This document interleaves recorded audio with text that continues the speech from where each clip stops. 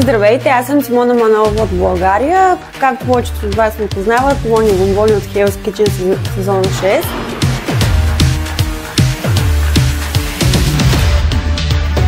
Доверих се на тяхната клиника, защото просто усетих приятно и доверяващо отношение, което в повечето не го видях. Другото, което ми направи впечатление, турските болници са много по-различни от българските. Малко съм притеснена преди ринопластика нормално, но това е нещото, което си мечтая цял живот. Може би след като в първи клас изчупих носа, от тогава искам да си коригирам нослето и се надявам съвсем скоро да се видя с нов и хубав нос. Няма човек, който се притеснява да не се притеснява преди операция. На мен това е първата, но просто екипът е толкова мил и позитивен, че притеснението ми изчезва като влезна в болницата и за сега всичко е 6.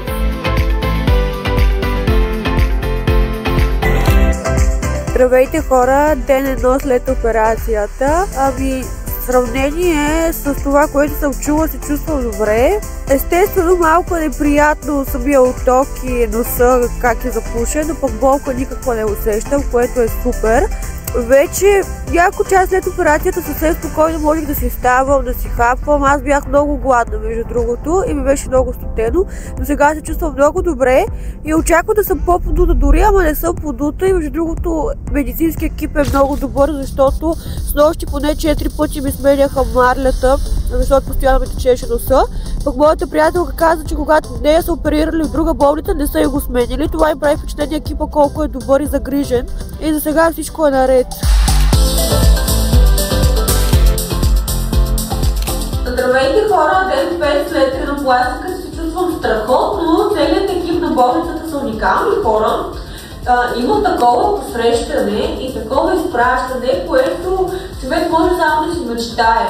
Всичко е като по филмите. Доктора беше супер готин, още първият ден ми направи супер готино впечатление. Естествено, че се притеснявах, но след това всичко ми мина. И съм много доволна от целият екип и от болницата, и от хотела, който ми настаниха. Просто препоръчвам не за 2 ръце, ако има с 10 ръце бих препоръчала.